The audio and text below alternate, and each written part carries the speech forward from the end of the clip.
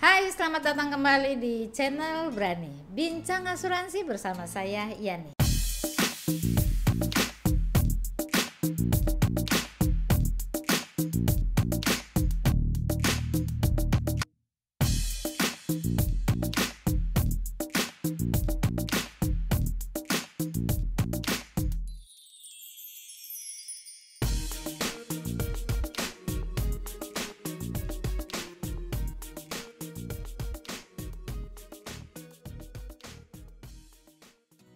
Kali ini kita berada di Rumah Asuransi Indonesia bersama teman saya, teman seperjuangan saya.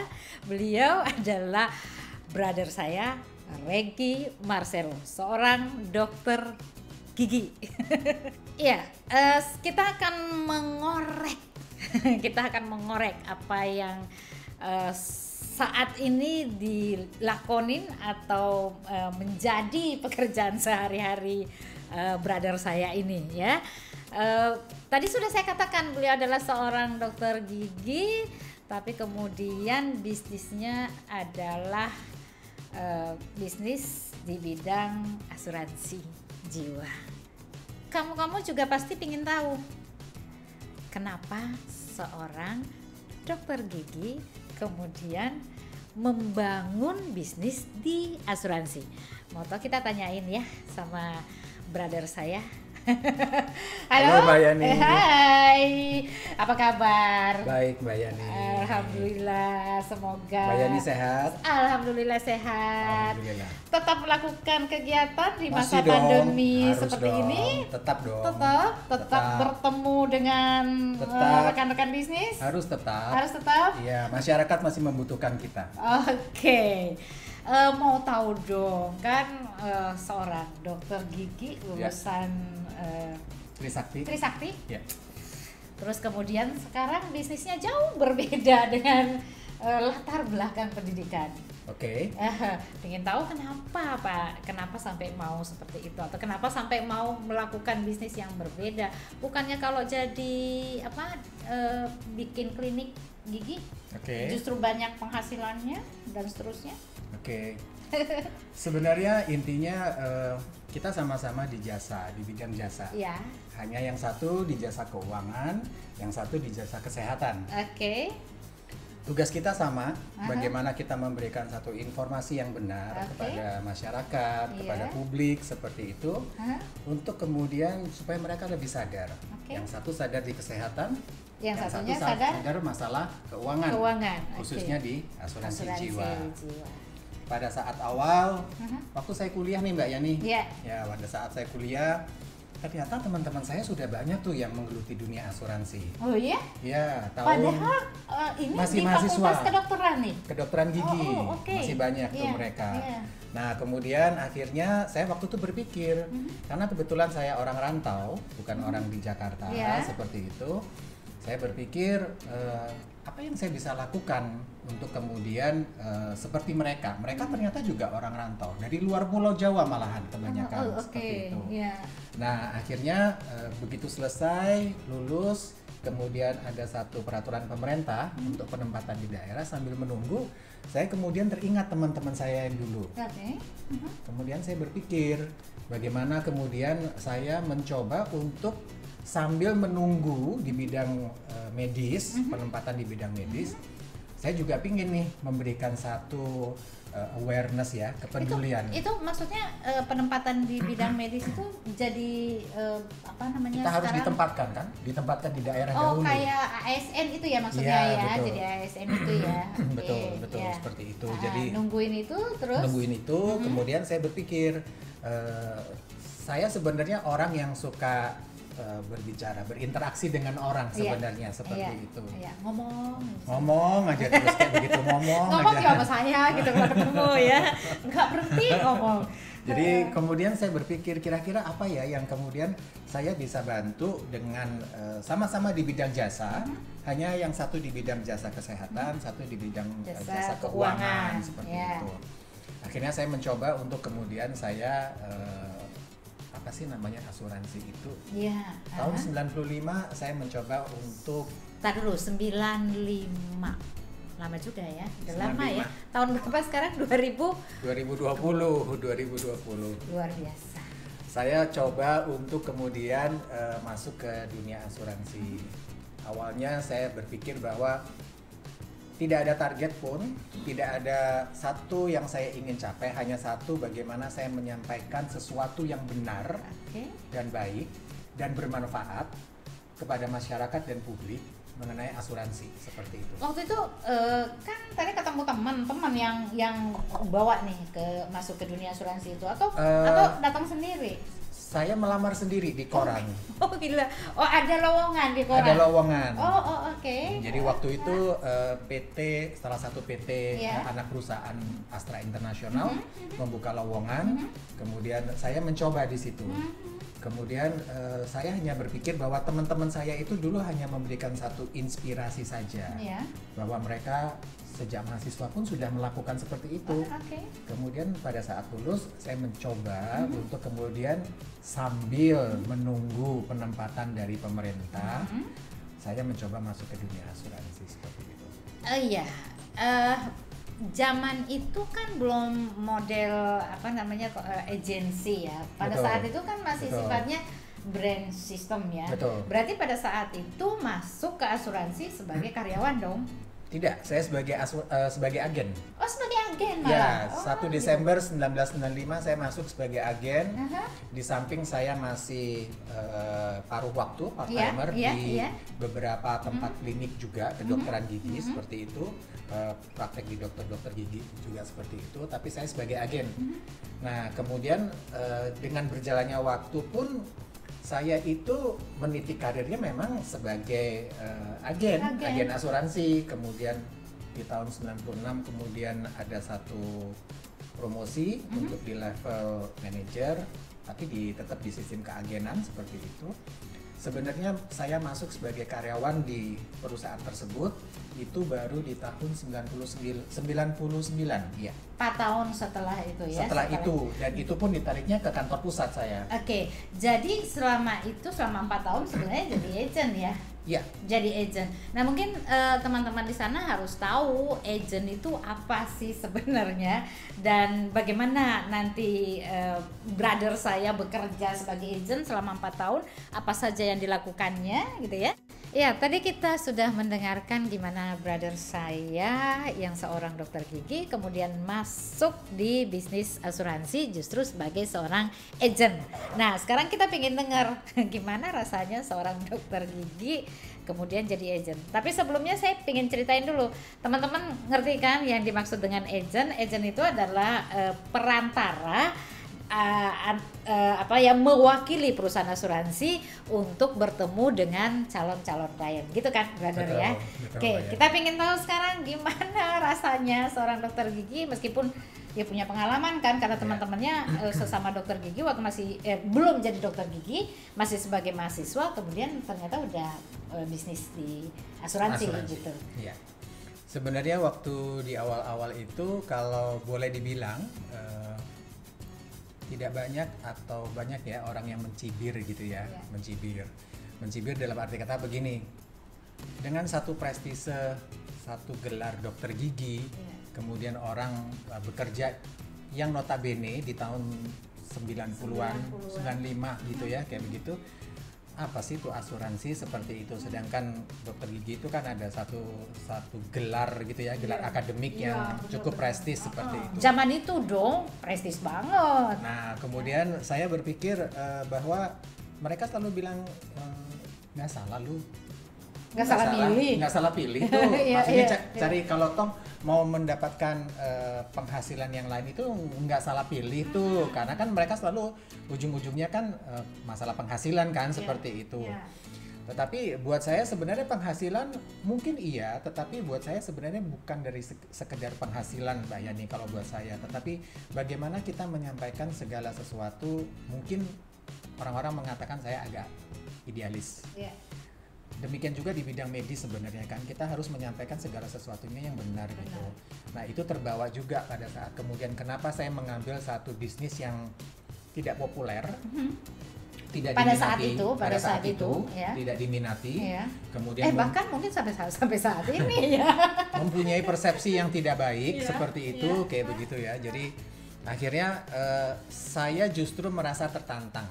Saya merasa tertantang bagaimana kemudian saya bisa menjadi salah satu mediator untuk kemudian menyampaikan yang benar mengenai asuransi. Kalau kemudian dalam perjalanannya terus terang aja hands up, saya nggak punya market. Cuman yang saya lakukan adalah setiap sekali saya bertemu dengan satu orang, saya pasti Ketemu dimanapun. kebetulan gini, waktu saya kuliah, saya ngekos nih, saya ngekos. Nah, waktu saya ngekos, kemudian saya tanya, lu punya teman lu kerja di mana? Mintain dong kartu nama satu kantornya, satu aja, gue fotokopi. Jadi kemudian akhirnya di kantor saya fotokopi itu. Kemudian kartu nama itu. Kemudian saya melakukan cold call aja. Oh, oke. Nah, yang saya lakukan adalah kita harus mulai dari mindset kita sendiri. Jadi setiap hari jam 8 pagi saya sudah berada di kantor, di meja dengan lengkap, ada satu kalender, kemudian peralatan stationery seperti itu. Dan begitu jam 8 teng saya lihat, saya langsung menelpon. Dengan kartu-kartu fotokopian tadi? Ya, jadi sudah satu dalam bentuk A3 atau A4 gitu ya, di fotokopi semua kayak begitu. Kemudian saya langsung telepon. Halo Pak, halo Bu, selamat pagi. Saya dengan Regi dari PT bla bla bla, seperti itu. Saya mendapatkan kartu nama Bapak dari seorang referral seperti itu, dan saya ingin Bapak meluangkan waktu untuk bertemu dengan saya. Oh, Astra mobil ya? Bukan Pak, kami bekerja di bidang jasa keuangan. Bank Universal? Bukan Pak. Kok sampai kemana-mana gitu ya? Betul, jadi mereka ingin tahu lu dapat nama gue dari mana? Seperti itu, kayak gitu. Bukan Pak, kami bekerja di bidang jasa keuangan, dan Astra itu nggak cuma punya Bank Universal, tapi mempunyai salah satunya adalah di bidang asuransi. Oh, Astra Buana, lebih baik kalau Bapak tidak keberatan, saya ingin bertemu dengan Bapak Selasa atau Rabu.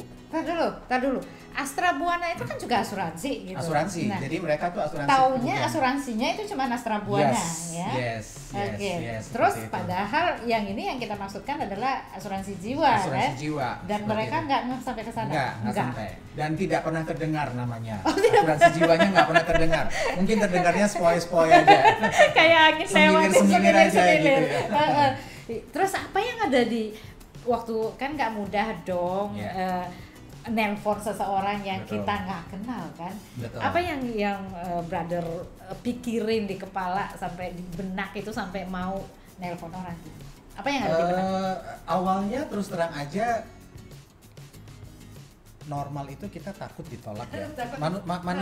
Manusiawi itu bahwa penolakan itu membuat satu kondisi uncomfortable psychological ya. Psikologi yang tidak mengenakan dimanapun, apapun keadaannya itu kalau ditolak itu pasti nggak enak. Iya, saya kalau ditelepon sama orang yang saya nggak kenal nggak ngangkat malah ya kan. Tapi zaman itu kan belum pakai handphone ya. Belum. Masih telepon biasa. Jadi nggak ketahuan nomornya. Pokoknya bunyi kering gitu diangkat gitu kan.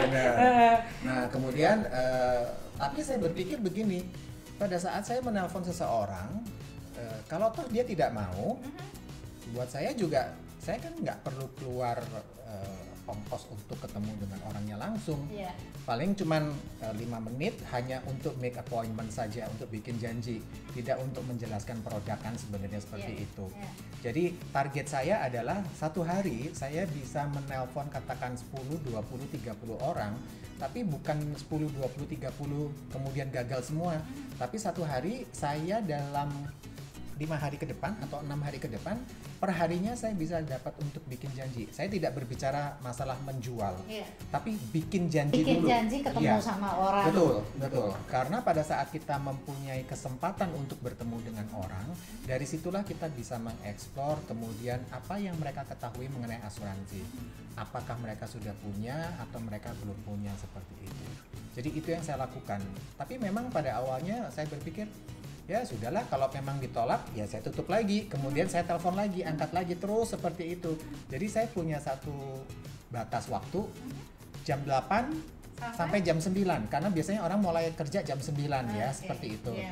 Nanti kemudian mulai dari jam 11 sampai ke jam 12 orang sudah mulai persiapan makan siang, agak mulai peaknya turun seperti itu. Nah, telepon lagi di situ.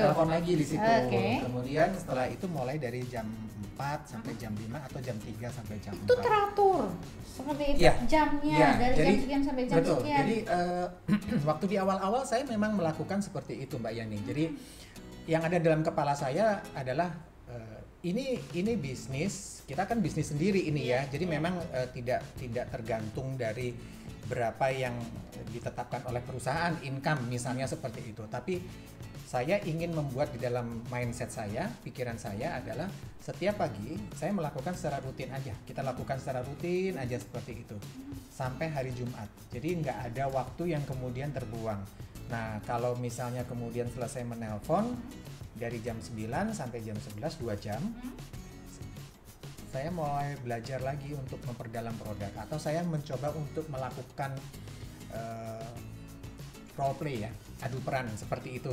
Jadi saya untuk juga melatih betul, skillnya, ya? Melatih dalam hal saya bertemu dengan orang, betul. Kemudian bagaimana intonasi saya, bagaimana kemudian saya menjelaskan secara step by stepnya apa yang perlu ditekankan dalam satu presentasi, seperti itu yang saya lakukan. Itu contoh agent yang luar biasa sebenarnya, dan itu kalau terjadi di tahun 90-an di mana agent itu kala itu ya.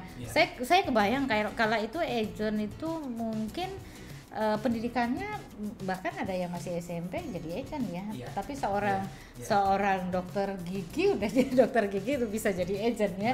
Dengan mindset tadi ya, saya ingin memberikan pelayanan gitu ya kepada terutama di bidang keuangan gitu kan ya. Iya, tadi kita udah mendengarkan bagaimana brother saya kemudian jadi agent ya selama 4 tahun jadi agent. Nah, pingin tahu selama 4 tahun itu apa sih yang didapat, benar nggak sesuai dengan yang ada di benaknya, di bayangannya ketika masuki dunia asuransi itu, atau gimana? Ada yang suka dukanya mungkin? Silakan diceritain. Kalau mungkin suka dukanya sih kita bicara masalah dukanya dulu ya, baru kemudian sukanya. Iya, benar-benar biar kalau tahu. Dukanya memang jujur saja pada saat itu banyak masyarakat atau orang yang boleh dibilang dalam tanda kutip meremehkan masalah asuransi atau profesi sebagai perencana keuangan di bidang asuransi seperti itu. Yang kedua, mereka juga tidak terlalu orang Jawa bilangnya melek mata gitu ya. Jadi terbuka, nggak aware gitu ya tentang asuransi ya. Seperti itu. Bahkan mungkin sampai sekarang banyak juga masih banyak kan seperti itu. Cuman balik lagi kepada bagaimana kemudian kita menyikapi bahwa sebenarnya yang pertama adalah bukan karena kita mau supaya uang itu adalah outputnya saja seperti itu, tetapi pada saat kita memberikan satu informasi yang benar, kemudian dan masyarakat kemudian tahu, itu akan mencari kita sendiri. Saya tidak punya market, Mbak Yani, waktu itu. Tadi nggak ada marketnya sama sekali. Seperti itu. Tetapi memang kemudian nasabah-nasabah pertama saya itu adalah memang nasabah-nasabah yang dari cold call itu justru. Malah ada satu pengalaman yang lucu nih Mbak Yani. Jadi waktu dulu kan kalau kita melakukan pembayaran dengan kartu kredit, itu kan menggunakan mesin gesek gitu ya. Masih ingat pakai gesek ya. Betul. Yang di kayak setrika. Iya, kayak setrika gitu ya. Itu baru pertama kali saya gunakan. Bayangin aja, orangnya ada di Sunter dan saya harus naik kendaraan umum, bawa alat segede gini, masuk di tas gitu, kayak jadi kayak di koper kayak begitu, kayak saya mau boyongan pindah rumah gitu ya. Nah, pada saat kemudian saya melakukan closing, orangnya ya udah, saya harus bayar berapa? Bapak ada nggak kartu kreditnya? Ada. Itu macet loh Mbak Yani, mesinnya. Makin saya nggak bisa. Nanti saya malu banget nih saya bilang gitu di hadapan klien. Di hadapan klien. Akhirnya kliennya bilang begini, sini Mas, saya bantuin. Dia langsung satu kali kayak begitu. Jadi kayak gitu. Jadi memang itu ada satu pengalaman-pengalaman yang pada saat kita flashback ke belakang, ada pengalaman yang menurut saya itu sangat memorable ya. Iya, iya. Dulu mungkin itu buat kita memalukan ya, tapi sekarang Betul. justru menggelikan sekarang ya kalau dipikir-pikir. Betul. Jadi kalau mungkin saya nggak melewati fase-fase Tahap itu, itu, saya juga nggak mungkin sampai hari ini bisa duduk dan bertahan di bisnis ini. Iya, Itu. iya. Yang kedua, kalau ditanya sukanya apa gitu ya. Dulu tuh saya sering denger nih, Mbak Yani, dengernya gini. Kalau di asuransi itu bisa jalan-jalan gratis katanya gitu. Iya. Jalan-jalan gratis nggak keluar duit sama sekali. Nggak percaya dong ya. Nggak percaya gitu kan. Akhirnya saya ingin buktikan. Iya. Saya ingin buktikan bahwa bener nggak sih seperti itu. Ternyata memang benar kalau gini. Yang pertama adalah pada saat kita melakukan pekerjaan dengan benar, disertai dengan keyakinan. Iya. Jadi kayak kita bekerja dan berdoa ya, Iya. kita nggak tahu tuh mana yang lebih dulu akan terwujudnya usaha kita atau doa Doa kita kita, dulu. ya. Itu dulu. Ternyata dalam 1 tahun, pas di 96 Desember, saya mendapatkan international trip saya yang pertama ke London dan Paris. Wow, usia Jadi- saat itu usia berapa? 26 tahun. 26 tahun, terus dapat duit, terus jalan-jalan langsung ke London. Zaman tahun 90 ke London itu nggak gampang, nggak kayak sekarang. Betul. Belum Betul. ada apa namanya anak-anak sekarang yang pakai traveling Betul, gitu ya. betul. Dulu zamannya belum ada, susah Betul, banget. Yang namanya betul. ke Eropa, Amerika nggak mudah. Betul. Jadi dalam 1 tahun ternyata setelah saya selesai dalam 1 tahun, jadi saya kan mulainya 1 Desember 95 ya, Mbak Yani ya. Jadi kemudian hitungan untuk mendapatkan trip ke London dan Paris itu mulai dari 1 Januari 96 Aha. sampai Desember Sampai 96. Desember 96. Pada saat diumumkan bahwa saya mendapatkan trip itu, kebetulan pula saya dinobatkan sebagai the new recruit unit manager of the year saat itu juga. Oh, posisinya udah jadi unit Ya, manager. jadi di Udah. pertengahan tahun saya Hah? dipromot menjadi Oh, unit oke, manager. 6 bulan setelah jadi agent kemudian Ya. jadi unit manager. Iya, seperti Oke. itu. Kemudian saya berpikir bahwa memang benar bahwa apa yang kita lakukan pada saat kita melakukan benar-benar dari hati. Iya. Jadi kita tidak berhitung secara materi dulu, Iya. kemudian kita melakukan secara benar dalam konsep bisnisnya seperti itu, maka yang namanya rezeki gitu ya, Iya. atau uang atau reward atau Iya. apapun itu datang dengan sendirinya. itu akan datang dengan Iya. dengan sendirinya Iya. seperti itu. Iya. Dan itu yang menurut saya yang saya tidak pernah lupakan bahwa ternyata memang apa yang kita mau, apa yang kita inginkan sebenarnya kita bisa dapat. Asal kita berani bermimpi. Iya. Tapi mimpi hanya sekedar mimpi apabila kita tidak Nggak ada tindak lanjutin, actionnya, ya? dalam bentuk satu Iya. action atau eksekusinya Iya, seperti itu. wah luar biasa. Saya sengaja membuka ini buat teman-teman yang ada di sana karena mungkin ini justru bisa menjadi inspirasi di mana banyak saat ini teman-teman itu banyak yang di PHK, kita tahu. Betul. Saat ini Betul. saat pandemi sekarang banyak Betul. PHK dan orang banyak yang berpikir udah susah banget ya nyari pekerjaannya saat ini. Sementara tadi brother saya tuh bisa dalam usia 26 tahun dengan tadi tanpa market ya, nggak ada pasar sama sekali, nggak ada kenalan karena memang datangnya dari orang rantau gitu ya, dari bukan orang Jakarta, tapi kemudian bisa berhasil seperti itu. Ya kita lanjutkan lagi, pengen tahu setelah dapat international trip yang pertama ke London, apa yang terjadi selanjutnya sama karir di perasuransian? Oke. Di tahun berikutnya, di tahun 97, saya diminta waktu itu, oleh Dewan Direksi waktu itu untuk kemudian membuka atau membantu mereka untuk mengekspansi kantor cabang yang ada di Jawa Timur. Itu diminta pasti karena prestasi tadi dong. Betul, ya? Iya. betul, seperti itu. Dan jadi saya diminta, karena saya waktu itu lahirnya di Malang, Iya. jadi mereka mau melakukan ekspansi ke Malang. Kemudian saya diminta untuk kemudian menjadi kepala cabang pembantu di sana. Cuman waktu itu saya tolak, Mbak Yani. Jadi artinya gini, Kenapa ditolak? saya bantu untuk ekspansi.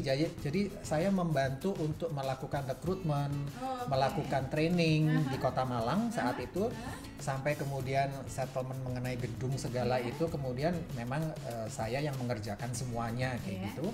Tetapi saya bilang, Pak, saya tetap di Jakarta aja home base-nya. Saya akan carikan kandidat untuk kepala cabang. Malang. Betul, seperti itu. Ternyata di pertengahan tahun 97, kepala cabang yang di Surabaya mengundurkan diri. Saya dipanggil lagi sama Dewan Direksi. Mereka bilang, ini adalah permintaan kita yang terakhir. Take it or leave it. Kalau kamu nggak mau ambil, kamu nggak akan pernah berkarir lagi di perusahaan ini. Waduh, ancaman ya. Ancaman ini saya bilang. Ancaman.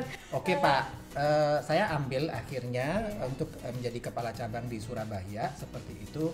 Meskipun saya tahu seperti kayak kalau gini, setiap daerah itu punya satu kultur budaya yang berbeda-beda. Sehingga pada saat kita melakukan pendekatan terhadap masyarakat, itu juga pasti berbeda-beda seperti itu Mbak Yani. Saya tahu bahwa kultur di daerah Jawa Timur dengan Jakarta itu agak sedikit timpang. Jakarta memang lebih well educated masyarakatnya dibanding di Jawa Timur seperti itu. Iya, seperti itu.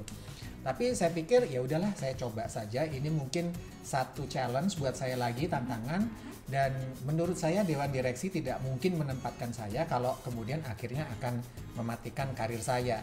Jadi mereka mungkin ingin menggali atau mengeksplor kemampuan yang ada di dalam diri saya. Saya ambil akhirnya 6 bulan sampai 1 tahun kemudian saya di situ. Pada saat ada pergantian struktur organisasi di dalam perusahaan, saya ditarik balik ke Jakarta untuk menjadi kepala cabang juga di sana seperti itu. Sampai akhirnya di tahun 99 saya diminta langsung waktu itu oleh Presiden Direktur untuk membidani, dalam tanda kutip membidani, berdirinya satu departemen yang disebut Financial Planner Department. Itu adalah cikal bakal dari alternative distribution channel di luar dari sistem cabang. Seperti itu di perusahaan. Jadi mereka masuknya mereka menjual produk tidak hanya dari sistem keagenan, tetapi mereka mulai masuk ke bank-bank atau perusahaan-perusahaan institusi keuangan yang lain seperti itu. Dan itu saya harus mulai dari nol lagi. Itu challenge lagi buat saya. Di-challenge terus ya. Di-challenge terus kerjaan saya. Itu anak muda kan gitu ya. Di-challenge terus. Sehingga saya dibilangnya katanya gini, kalau yang namanya Regi itu kayak Kopassus. Jadi bagian babat alas. Jadi kalau hutan belantara, tugas saya itu yang bagian motong-motongin semua. gitu Begitu ya. sudah mulai bagus, ditarik, taruh lagi di hutan belantara lagi seperti itu. Nah, tapi kalau kita lihat cerita dari situ kan dari agent, terus jadi kepala cabang pembantu, terus jadi kepala cabang, terus balik lagi ke Jakarta, terus jadi kepala cabang. Pada saat itu posisinya kan kita tahu kalau agent itu kan bukan karyawan ya. Nah, pada kondisi itu udah karyawan belum ya? Saya setengah karyawan itu pada saat kepala cabang pembantu. Jadi waktu di Malang dan di Surabaya itu posisinya itu belum dibilang 100% karyawan. Baru 100% karyawan itu pada saat ditarik ke kantor pusat. Membangun yang Financial Planner Department itu. Jadi cikal bakalnya Alternative Distribution Channel. Itu baru full karyawan. Betul. Nah, ini yang menarik mungkin teman-teman pengen tahu ya. Seorang yang tadi berpikir bahwa itu kan membuat bisnis sendiri gitu ya. Lalu sebagai apresiasi terhadap keberhasilannya kemudian menjadi seorang karyawan, diangkat sebagai karyawan kan. Nah, setelah itu apa yang terjadi setelah jadi karyawan dan selanjutnya apa lagi? Ya pengen tahu lebih lanjut lagi ceritanya brother saya, menarik kan? Ya kita pengen tahu lagi setelah jadi employee gitu ya, jadi karyawan di sebuah perusahaan yang grupnya cukup besar gitu kan, salah satu anak perusahaan dari grup yang besar. Apalagi yang terjadi setelah itu menarik ya, setelah jadi masuk ternyata ke kantor pusat. Apakah di kantor pusat terus atau ada hal yang kemudian kasih tantangan lagi? Sepertinya itu gitu Sepertinya ya. itu ya. Sepertinya itu Mbak Yani. Ada Jadi tantangan lagi. setelah 2 tahun di kantor pusat, mereka mau melakukan ekspansi lagi di Jakarta. Jadi memang waktu itu mereka punya satu visi dan misi bahwa mereka ingin memberikan pelayanan yang terbaik kepada masyarakat atau nasabah di Jakarta, sehingga mereka membuka beberapa kantor cabang di Jakarta seperti itu. Untuk mendekati masyarakat, ya? iya, untuk memberikan pendekatan servis juga seperti itu. Ya? Nah, di satu sisi mungkin mereka juga mempunyai satu keterbatasan untuk dalam hal, bukan keterbatasan kalau menurut saya. Jadi pada saat melakukan ekspansi itu supaya nggak membuang biaya, bahwa sudah buka satu cabang tapi kemudian cabang ini tidak bisa melakukan pendekatan secara baik. Nggak efisien, nggak efisien begitu ya. Ya paling gampang kan ya. Siapa nih yang bisa dicomot lagi kayak gitu kan? Ditarik deh itu. Kayaknya yang botak sana yang itu sana yang lagi itu ya. Kan, yang gitu. selalu bisa dengan tantangan-tantangan itu. Jadi akhirnya waktu itu saya ditarik dari kantor pusat, kemudian saya coba di challenge, kemudian dari satu cabang yang namanya Geraha Surya Internusa, kemudian sampai ke Mampang, sampai ke Kuitang Senen tuh. Jadi saya di rolling jadi luar biasa ya. di rolling dari tahun 2000 sampai 2006 tuh, dalam waktu 6 tahun saya benar-benar diputer situ tuh. Jadi diputer untuk kemudian, jadi kalau ada satu cabang yang baru berdiri atau belum perform, ya udah lu di sana lagi ya, deh. lu taruh sana dulu gitu kan. Gitu ya. Nah begitu sudah mulai tumbuh tunas-tunasnya, taruh lagi cabang mana yang belum bagus seperti itu. Jadi itu di rolling, diputar terus seperti itu. Ya, gitu. sebenarnya sih itu adalah pengakuan kan sebenarnya oleh perusahaan gitu ya. Jadi positifnya bahwa diakui bahwa ternyata bisa membangun bisnis itu di mana-mana ya. Iya. Nah, berlalu sampai tahun 2006 gitu 2006, ya. Betul. Kemudian terjadi apa lagi di 2006 kemudian saat itu ada satu perubahan fundamental dari sistem kita. Jadi dari sistem cabang ke sistem agency seperti itu. Sehingga di 2007 kemudian kita berubah menjadi sistem agency. Nah, pada saat itu pula kepemilikan saham dari perusahaan itu yang dulunya adalah 50-50% diambil alih oleh pihak asing waktu itu. Jadi sehingga 100%. Iya, kemudian menjadi sistem agency di 2007. Jadi itu yang terjadi secara fundamental. Luar biasa. Teman-teman, sistem mungkin ada yang mengenal ya, agency system dengan brand system itu sangat berbeda dari sisi operasionalnya ya.